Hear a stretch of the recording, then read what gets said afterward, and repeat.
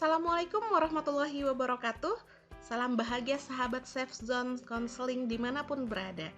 Baiklah, kembali bersama saya Nike Wahyuni. Kali ini kita akan membahas nih hal yang gak kalah menarik, yaitu tips dan trik bagaimana menjaga kesehatan mental. Nah, sebelum berbicara lebih lanjut, mungkin saya akan mengajak sahabat semua untuk flashback ke belakang. Masih ingat gak kasus artis Korea Suli yang bunuh diri karena depresi? Nah, Suli ini bukan meninggal gantung diri, tapi aksinya itu dipicu akibat depresi dari hujatan netizen yang dia terima di media sosial. Suli dianggap sebagai perempuan lugu dan periang. Tapi sayangnya, ketika Suli memposting hal-hal di luar citra baiknya, komentar-komentar negatif datang yang memandang dirinya buruk atau gagal menjadi idola yang beradab. Suli sendiri sempat mengakui kalau ia mengalami gangguan mental, tapi sayangnya publik menganggap ia hanya mencari sensasi. Memang kadang-kadang orang yang mengalami gangguan mental gak terlihat di depan orang lain bahwa dia itu menderita. Di setiap postingan media sosialnya, Suli masih terlihat ceria menjalani karirnya sebagai influencer.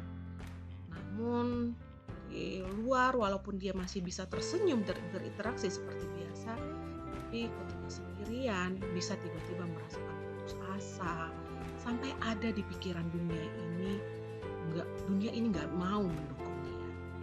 Nah, kira-kira teman-teman pernah nggak sih merasakan hal yang serupa?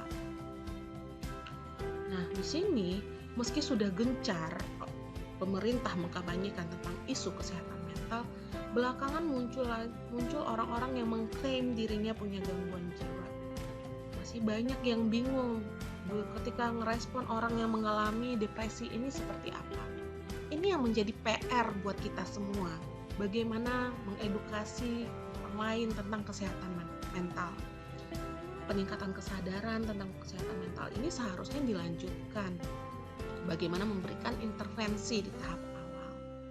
Nah, di sini saya akan memberikan tips dan trik bagaimana sih cara kita berjuang menjaga kesehatan mental. Mungkin teman-teman bisa mencobanya di rumah. Yang pertama, coba luangkan waktu untuk berkontemplasi diri. Nah, ketika teman-teman nih merasa terganggu sama suatu pikiran, coba direnungkan, apa ya yang menjadi pemicunya? Sudah dicari belum solusinya? Nah, bila belum berhasil terpecahkan, coba teman-teman terima sebagai pembelajaran baru dalam hidup. Mungkin hal ini bisa membantu teman-teman untuk berkembang lebih maju lagi. Nah, yang kedua, luapkan emosi mungkin dengan cara menulis diary atau jurnal. Nah, menurut jurnal di sini dapat mendorong kita mengeksplorasi pikiran dan perasaan terhadap momen yang kita hadapi.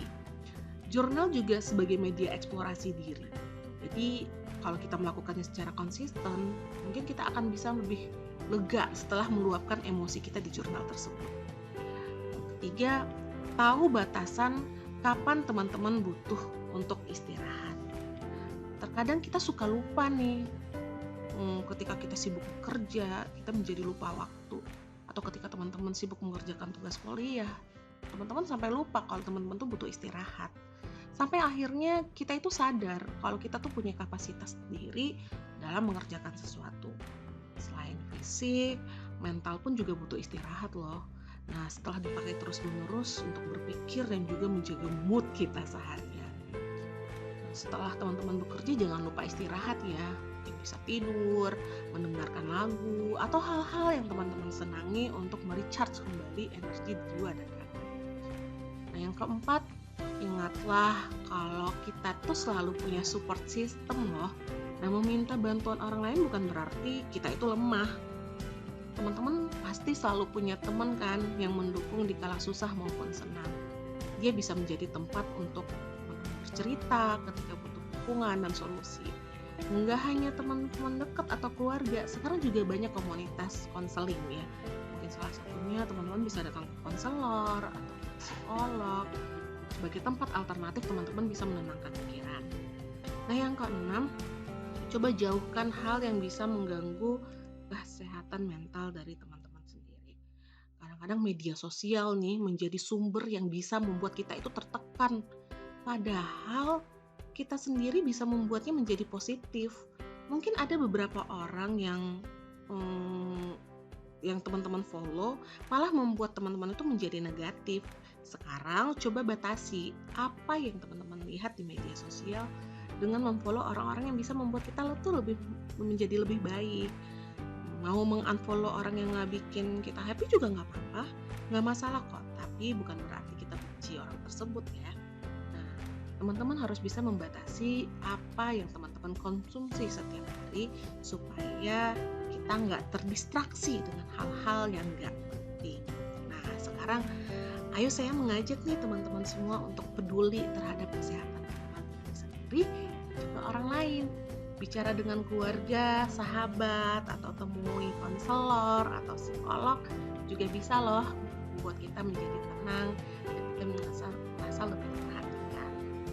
Nah, di sini nih tips dan trik gimana, bermanfaat nggak? Silahkan dicoba ya, semoga kita selalu terjaga dan juga tentunya kita akan selalu bahagia apapun dan kapanpun. Oke, salam bahagia sahabat Safe Zone semua. Assalamualaikum warahmatullahi wabarakatuh.